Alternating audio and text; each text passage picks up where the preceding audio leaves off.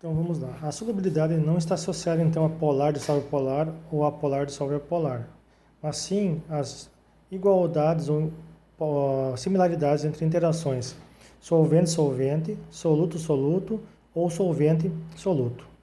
Basicamente está associada a como o soluto interage entre si, como que o solvente interage entre si e qual a estabilização da solução formada. Então aqui eu tenho um exemplo. Como que seria a solubilização do NaCl em água ou do carbonato em água? Primeiramente eu vou avaliar o solvente, que é a água. As interações intermoleculares de uma água com a outra molécula de água ocorrem por ligações de hidrogênio, uma interação extremamente forte. No caso do NaCl, o que mantém o NaCl interagindo são atrações eletrostáticas entre as cargas positivas e negativas, e essas interações acontecem 1 para 1. No carbonato, o que mantém essas atrações eletrostáticas, só que nesse caso aqui é 2 para 1, uma interação mais forte no retículo cristalino. Nesse sentido, se eu for interagir, então, solubilizar, o NaCl na água, as interações que ocorrem entre o solvente e o soluto acontecem entre o oxigênio polarizado negativamente e o Na+, e o hidrogênio e o Cl-, Cl-, tá?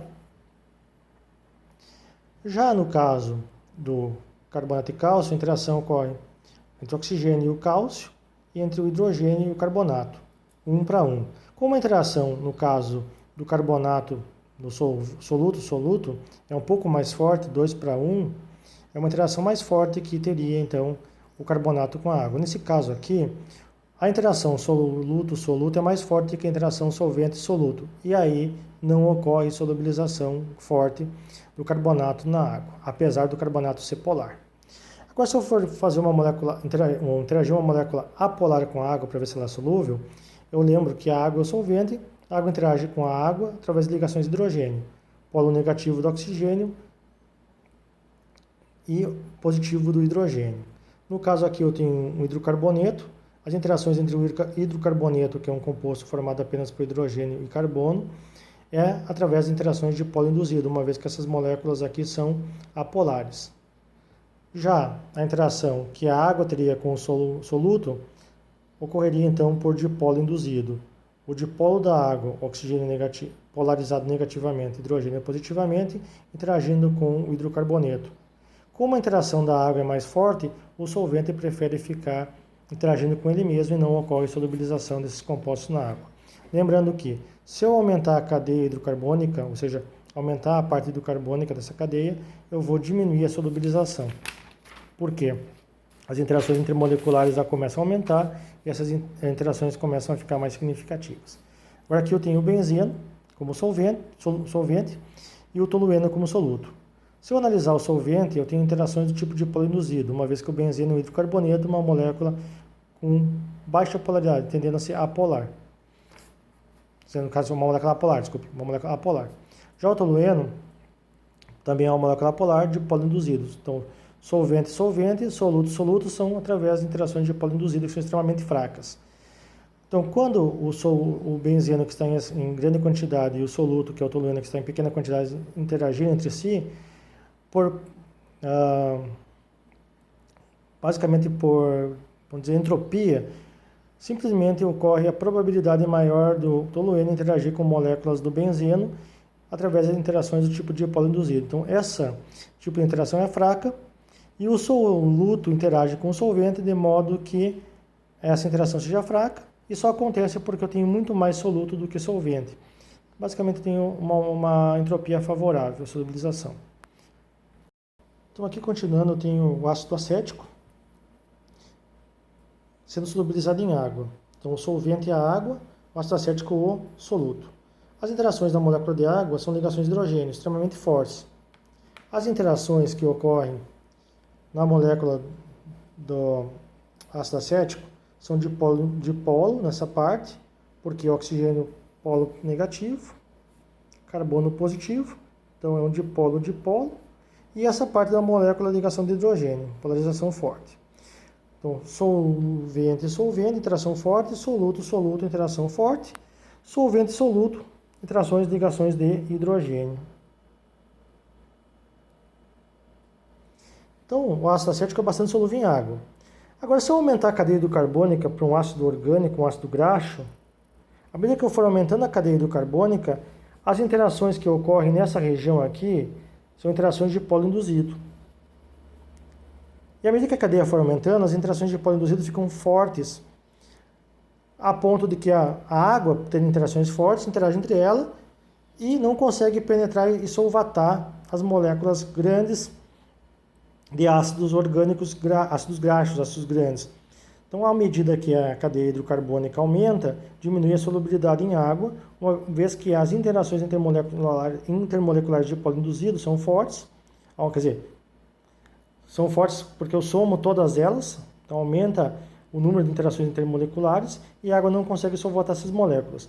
Apesar desses compostos serem polares, porque existe uma polarização nessa molécula, à medida que a parte hidrocarbônica aumenta, essa polaridade diminui e a molécula como um todo começa a diminuir a solubilidade em água. Outra questão além da solubilidade em água, eu tenho que avaliar então o tipo de estrutura. Aqui eu tenho um éter, que é uma molécula apolar, ou baixa polaridade, podemos considerar. Uma molécula de metil-éter, ela é solúvel em água. Metil-etil-éter já é um pouco menos solúvel em água. À medida que eu for aumentando essa cadeia hidrocarbônica, a solubilidade diminui. Por quê? Porque as interações intermoleculares do tipo de polo induzido aumentam e a água não consegue solvatar a molécula devido ao grande tamanho dela. Então, as interações íon-dipolo, ou dipolo-dipolo, dispersão de lond do hidrogênio. Íon-dipolo acontece, por exemplo, o NaCl na água. O Na+ interage com o oxigênio da água e o Cl- com o hidrogênio. Íon-dipolo é uma interação moderada. A ligação de hidrogênio que acontece entre moléculas de água, NH3 e HF, são interações também moderadas. Dipolo-dipolo são interações fracas.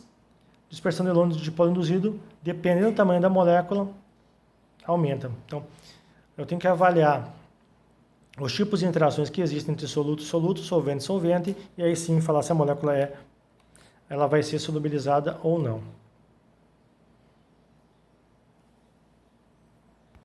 Outra questão associada é o ponto de ebulição. Aqui eu tenho a molécula 1, 2, 3, 4, 5. C5H12, o pentano. 1, 2, 3, 4, 5. Aqui é o dimetil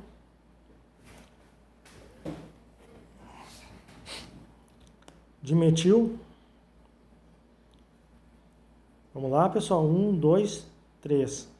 Met, et. Que mais? Etano, etano, propano. Então, esse aqui é o dimetilpropano. Também C5H12. Como essa molécula aqui, ela faz com que as interações intermoleculares possam ocorrer em mais posições, o ponto de ebulição é maior do que nessa molécula, porque os grupos metila se repelem, fazendo com que essa molécula não tenda a interagir muito. Então, quanto mais ramificações uma molécula tiver, menor é o seu ponto de ebulição. Isso eu estou falando aqui moléculas com a mesma massa molecular. Tá? Já se eu tiver agrupamentos que tem a interação intermolecular forte, no caso aqui um OH, que tem interações intermoleculares com outra molécula de O do mesmo tipo, fortes ligações de hidrogênio, eu tenho um ponto de ebulição alto. Então eu devo avaliar o ponto de ebulição por tipos de grupos funcionais e se possuem ramificações.